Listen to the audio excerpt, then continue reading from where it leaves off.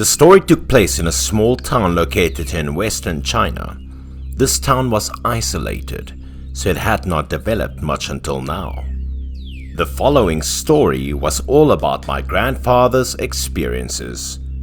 My grandfather was a very famous person in town. When my grandfather was young, he was a skilled carpenter. He was often invited to other people's homes to build furniture. But later, my grandfather changed his profession to making coffins. The reason for changing jobs was that since my grandfather was injured and had a scary scar on his face, people stopped hiring him to build things in the house. Only the profession of making coffins was that customers didn't care what the builder looked like. All coffins made by grandfather were made according to the traditional process. The coffins would be made of white stubble and painted with a final coat of primer when the coffins were sold. Every time my grandfather finished making a coffin, he would put the thin layer of quicktime on the bottom of it. Grandpa said quicktime would resist mold and insects. But this lime layer couldn't come into contact with the deceased. Grandpa would add another layer of wood on top of the lime. I thought only skilled craftsmen worked so meticulously. All these factors had made grandfather's coffin products highly appreciated by locals. There hadn't been a second coffin shop locally for many years now. But coffins were rarely sold because the demand for coffins depended on the number of deaths in a year.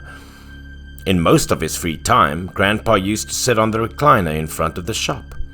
When I was little, I didn't understand what my grandfather used to sit there for. I always wondered what he was thinking. All I knew was that Grandpa lived these days like that for decades. Then, one morning a few years ago, a villager came to lay the coffin at my grandfather's place. And from that moment on, strange things kept happening after that coffin contained dead bodies. At that time, my father went to the city. My grandfather was looking for a young man. He would drive a delivery truck in town to deliver goods on behalf of my father. At that time, my father was in his 20s, and he was also a handsome young man. But because of selling coffins for my grandfather, no girl dared to love my father. So he got angry and left the city. In the past, the goods used to be all delivered by the grandfather himself. During these years, he was indeed old and no longer strong enough. That morning, after handing over the coffin to the delivery young man, my grandfather repeatedly instructed him to remind him what to tell the deceased's family about the traditional custom. There were still a few families who could fully implement these rules. But my grandfather requested his rules must be clear, and they need to do it themselves. After a busy morning with work, Grandpa leisurely walked the street. Grandpa had lived in this small town all of his life and had never been out of town. He was familiar with every brick in his town. He said that he lived a very comfortable life here. The people in town also respected him very much. That day, on the walk, Grandpa greeted a few people he knew, and at the same time looked for a breakfast restaurant to have breakfast. But at this moment, he suddenly saw a group of people passing by carrying a coffin. Only then did Grandpa know that the coffin was the one that was made by him and delivered this morning. In terms of time, the family was currently carrying the coffin, proving that all formalities for worship had not been carried out before. Grandpa didn't know if the shipper who delivered the coffin told that family about the procedure, so he felt a little uncomfortable. But it was probably too late to say anything more now because the coffin had already been carried, so my grandfather could only grumble a few words with the owner of the breakfast shop. On the way back to the shop, Grandpa happened to be on the same road as the coffin-carrying procession. Grandpa walked slowly behind. At first, he guessed that the family did not appear to be properly prepared for the funeral. Paper money was just a few change bills. Faced with these, my grandpa didn't know what to say. However, at that moment, a strange thing happened. When the procession carrying the coffin came to a stone bridge, suddenly the 4 people carrying the coffin stopped. As soon as the 4 stopped, the whole funeral was forced to stop. The 2 leaders of the delegation also looked back when they discovered the situation. The 4 people carrying the coffin suddenly changed color. The whole body trembled, and both hands firmly grasped the coffin. After seeing the appearance of the four people, my grandpa could guess that the inside of the coffin was becoming heavier and heavier. One of them had to exclaim why the coffin was so heavy. This thing was strange, because these muscular men could lift an object weighing more than 400 kilograms together. Meanwhile, the coffin plus the dead person inside did not exceed 200 kilograms. At this time, the coffin seemed to be getting heavier and heavier, causing the rope to lift the coffin to be pulled very straight and make a creaking sound when it came into contact with the coffin. The legs of the four of them were constantly shaking, becoming more and more curved. It looked like the coffin was about to fall to the ground. Everyone present saw it, and they were a little stunned with fear, not knowing what to do. "How is that possible?" one exclaims. My grandpa just walked in from behind the crowd. After seeing that the coffin was about to fall to the ground, my grandfather was extremely frightened and immediately shouted to the front. Hearing my grandfather's shouts, the men lifted the coffin a little, but they couldn't stand it for long. At this time, my grandfather guessed there was something evil in the coffin, so he immediately went to that family and asked how the person in it died. When they first bought the coffin, they told my grandpa that the person died of illness. However, at this point it was no longer possible to hide it, so a man in that family told the truth. It turned out that this family was my grandpa's acquaintance in town. They also knew each other. The person lying in the coffin was the daughter-in-law of this family, and the fault was that of her husband. The husband was the son of this family. He worked in the city all year round. Meanwhile, the daughter-in-law stayed at home to take care of the elderly and the children.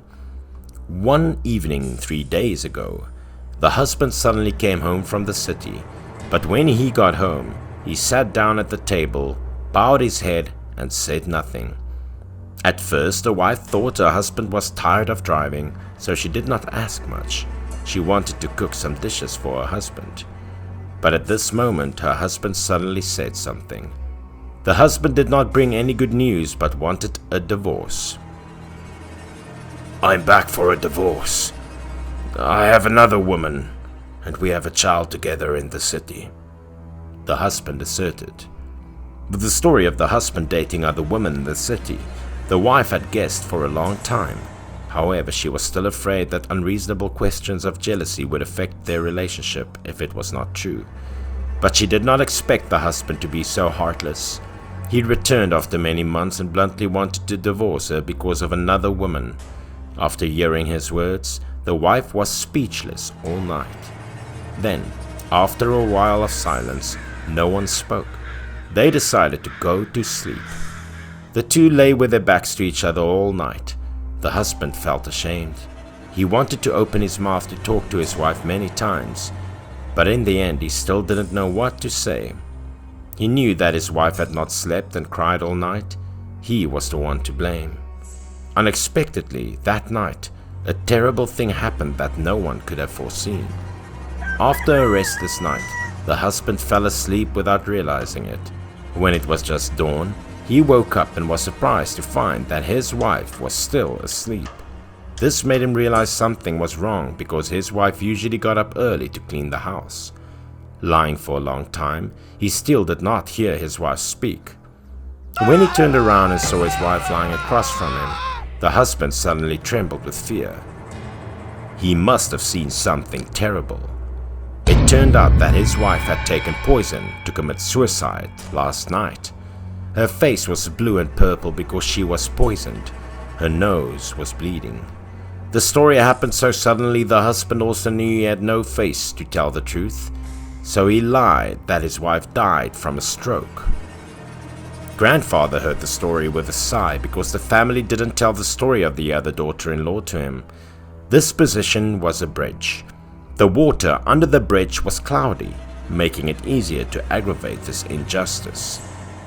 The only thing the husband could do now was to try to ask for forgiveness of the woman's soul. Failure to do so would result in the coffin falling, the woman's spirit being unable to leave, and the family unstable. The man didn't know if it was his conscience speaking or not, or if he was afraid of the death of his wife. He immediately ran to the coffin and bowed his head to ask forgiveness, but after a while, the coffin was still very heavy. Perhaps such bad things could not be easily forgiven. The man now had no choice but to kneel on the ground and try to beg for forgiveness. My grandpa couldn't count how many head bumps the husband did. Only afterwards, there was blood on his forehead. The coffin was suddenly lighter. Before, no one thought that inside the coffin was a woman who had to suffer such injustice to the point of committing suicide. Those present said that this woman was indeed a good wife, and she still felt pain when she died. Grandpa saw this and said a few more comforting words, then the coffin was back to normal. Everyone breathed a sigh of relief. After the incident happened, the coffin-carrying group felt a little sorry. They carefully carried the coffin towards the cemetery. At this point, the matter had been resolved. Seeing the large crowd carrying the coffin to leave, the grandfather always felt a little moved towards that ill-fated wife. Grandpa always said that he didn't know what was going on in this world anymore. Every rule seemed to be treated as a trifle, and no one talked about it anymore. Everything in this world was possible. Death was always inevitable. However, in some cases dying was not the best way. Grandfather still sat on the chair in front of the shop and smoked every day, watching the time go by boredly. There were still many more stories about him. I would tell them slowly.